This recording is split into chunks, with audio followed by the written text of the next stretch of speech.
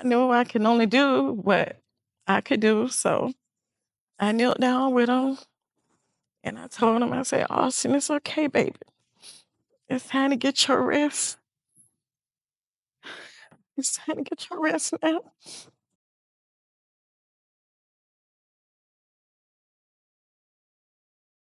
Hey, Chicken Nuggets, it's your girl Zayna Lorraine, and I had the pleasure of interviewing two mothers who lost their sons to suicide. Join me as we debunk the myths of mental health and suicide within the Black community. Y'all, please like, share, and subscribe, and let's get into it. I'm here with Tiffany, and we're here to talk about one of the most common things, one of the leading causes of death, which is suicide. Tiffany, thank you so much for being here with me today. Thank you for having me.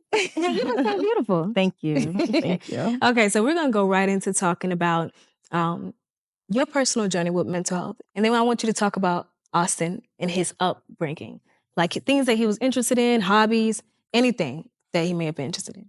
Okay, well, Austin was a bubbly young man. Like, he was the baby boy that bright up the room with his smile in his eyes. Austin was my baby boy. He was born on my birthday. So we shared that in common. Austin loved football. He was outgoing. He was quiet and shy, but he didn't even have to speak and he'll move mountains. Like, Austin, he was a gentle giant. As a kid, he was very sensitive. He hid his emotions, only sharing them with me. Like I said, he loved football. He taught me football. We would have football Sundays where we would do chicken wings and pizza and watch football until I started screaming real loud. Then he'd be like, Mama, go in the room. Yeah, he loved football. He loved sports, period. He was very family oriented. He loved his siblings, his aunts, his dad. He just loved family, period. He was a great young man. He was a great young man. With mental health, it's a silent killer. One that I really wasn't knowledgeable about till he passed away. Because you don't know what mental health looked like. Mental health walked in my house, smiling and happy, having full conversations. Never known he was struggling. Mental health will have you feeling like you're all alone, like your time don't belong on earth anymore, like no one loves you, like you're a burden. And that's not true. It's not true. It's just a silent killer that eats at a lot of people. And unfortunately, Austin lost his battle with mental illness. May 30th, 2023, he lost his fight. And that's when it became aware of me. Just the things that he went through, like reading his messages once he was gone. This is the stuff that he wouldn't share with me, but once he was gone, you get the privilege of reading Seeing all that. seeing all that. And I'm like, oh my God, I didn't know he was battling, why he didn't come talk to me, but he felt like he was a burden, but he wasn't a burden. Yeah, he wasn't a burden. He seemed like he was the light in that house. Yes, Light in that house. Make you Yes, laugh, yes. everything. Yes. Oh, I absolutely love that. I know that we kind of briefly touched on it, but I think you're right. Mental illness is a silent killer in many homes. I want you to talk a little bit more about how it was growing up for you. Was mental health even talked about? Mental illnesses, were they talked about? Like, did you hear anything about that? Me growing up, no. Mental illness was never discussed. Your emotions, you're either being too sensitive, hush that crying up, go sit down somewhere, so you're not understanding your emotions. You just understanding, okay, I need to go deal with this on my own. And then it teaches you not to even open up again because you don't want to feel like you don't want to be heard, like you're a problem. So mental illness was like, it was never discussed. It was never something brought upon. Like, if you're feeling this kind of way, we have resources for you to talk to this person. And it was never addressed. Yeah, I didn't hear too much about it growing up. Didn't know too much about it as well. And it took me losing my son to learn more about it. to learn more about counseling and resources. Even after losing my son, I Googled to find like what resources we got in Jacksonville for, Because you don't know. because I didn't know, and it really hurts to know, because if someone had that opportunity to know, maybe they could have reached out to someone else and got the help that they needed before it was too late. So take me to the days leading up to when he lost his battle to mental health or mental illness. Okay, well, I'm gonna start off with May. It was Mother's Day, the beginning of May. We had a Mother's Day pool party event where I invited the mother of his child. I invited her family, and it was our family. And Austin, he was always kind of shy and quiet and standoffish. But for that day, for some reason, that day he was outgoing. He was talking, he was smiling, he was having whole conversations with everybody. Everybody was like, Austin, you must be in a good mood because you don't usually do this. He walked in the house with flowers and he had a smile so big and he was like, yeah, I got you some roses. And I was like, oh, I told everybody, my baby got me some flowers for Mother's Day. That whole day was special, not knowing that was the last celebration we would share together. And as I look back on it, it almost seemed like he was granted the last opportunity to say his goodbyes to everybody, not knowing. So that was Mother's Day, 2023. And then 2 weeks later, May 30th, 2023, it was a normal day. We were home. It was me, Austin, and his little sister. We was home and we was having a conversation because our birthday was 10 days away and I was going to have him a pool party. So I was asking him, did he invite his friends and everything? And he was like, yes, ma'am. And we was just communicating, have a normal conversation. And that day I said I was gonna make some chili dogs. I was like, Austin like chili dogs. So I was like, I'm gonna make some chili dogs. And he was like, Mama, what you fixing? No, he said, Mama, what you cooking?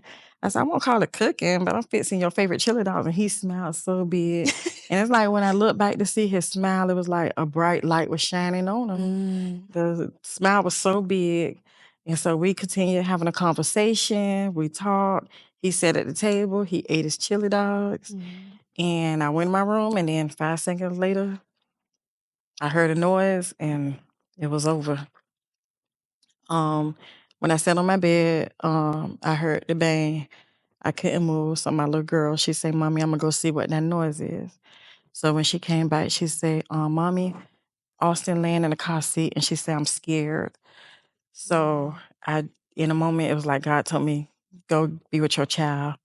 So I jumped up, and I went in the room. He was breathing kind of raspy, like trying to catch his breath. But I seen the severity of his wounds, and I knew it was nothing I could do. So, sorry. In that moment, I knew I could only do what I could do. So I knelt down with him, and I told him, I said, Austin, it's okay, baby. It's time to get your rest. It's time to get your rest now. And when I told him it was time to get his rest, a tear dropped from his eye, and he stopped breathing. And I just screamed to the top of my lungs. I told my little girl, I said, please call 911. Call 911. And she called. She was so brave. She called 911. She gave him the address. And all I could do was just rock my baby until the paramedics came. Once they came, the apartment complex people let him in because I still was holding him. Yeah. I didn't want to let him go. And it was like, it's time to let go now. And I did not want to let go. One of the hardest days of my life. Austin was gone. Everything I knew was gone. Like, in an instant. And I'm like, we talking, we sharing conversations. Where did it go left? Not knowing that he went in, after me and him had our conversations, he went in the room and he was talking to his baby mom. And I guess they had an altercation or words exchanged. And that's what he did. He decided to just end it after that moment. after that moment. Thank you. Yeah. Just like hearing that just brings tears to my eyes because no one would ever expect or want to lose their child. You know, usually when you think about it, it's like, okay, I'm going out for my kid. They're gonna have to bury me. They're gonna have to figure out this and stuff. But to it to be reversed and you have to bury your child. And I know that it probably was a lot, but to be there in those last few breaths and few moments of his life, how did you feel? Even in that moment, or even looking back, how did you feel just being in that moment with him? Just in that moment, and with your baby girl.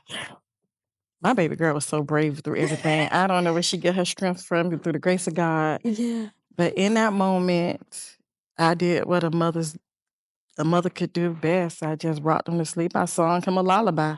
I was like, close your eyes, go to sleep. Don't you worry, nor don't you weep. You know, just to try to sing and make him feel comfortable in his transition.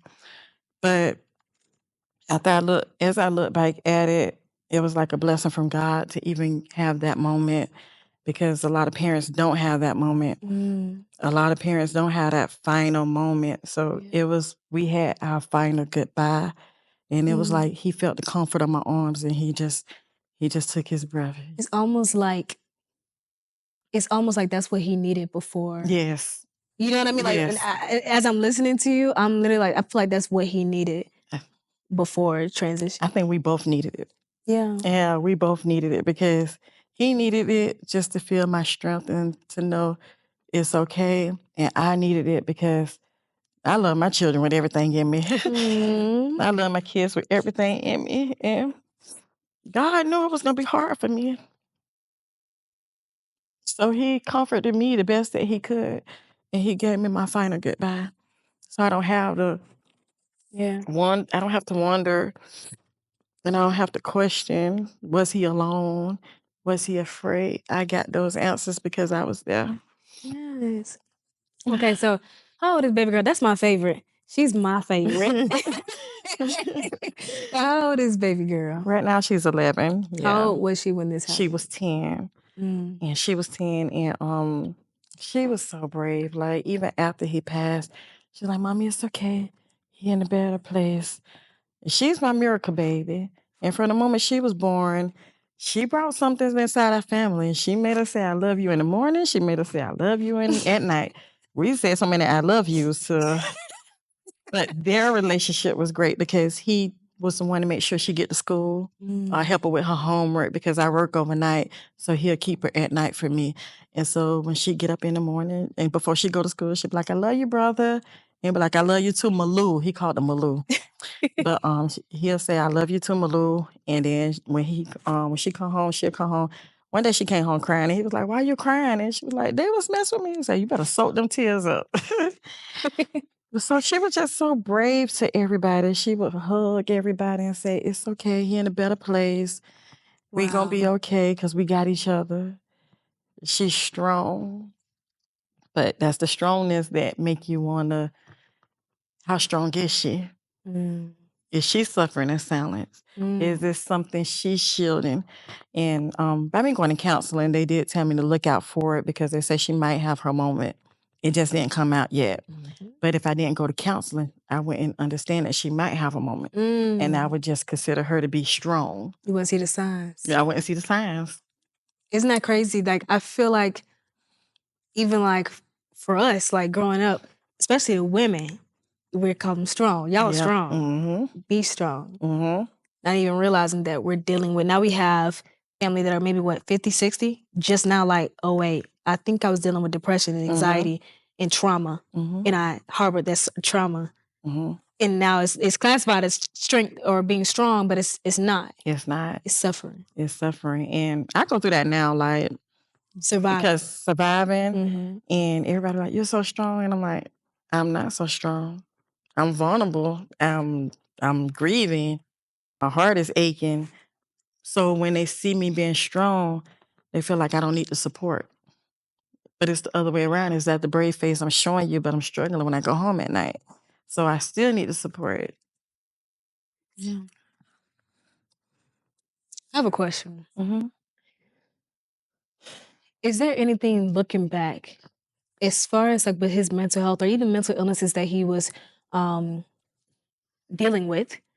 Is there anything that you look back and you're like, I didn't even notice that? Or is there some things where it's like, I wouldn't have noticed that? It's some things I feel like I wish I would have noticed. Maybe like when he went to school and he had a hard time being amongst peers. Maybe he was suffering with something within himself, like self-esteem issues. I didn't look back and think that because he's thriving, he's smiling. I never asked him, why are you struggling in school amongst people? He didn't like to be around a lot of people. And so maybe something mentally in him made him feel like he was insecure. So those moments I do look back on a lot and wish I would have asked the necessary questions.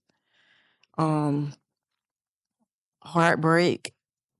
Yeah, by me and his father separating, Austin felt like he had to become the man of the house. So as he became the man of the house at maybe 17 or 18, he smothered his emotions. So he don't put a burden on me. But I'm the parent. Put that burden on me so I can know how you're feeling. So I wish he would have had the support and didn't feel like he had to be the man of the house. Or he had the support to channel those emotions if he did have a breakup, that life can get better. Yeah. Your heart might be hurting now, but it'll get better. Yes. So yeah, those are the moments that I look back on the most. Yeah.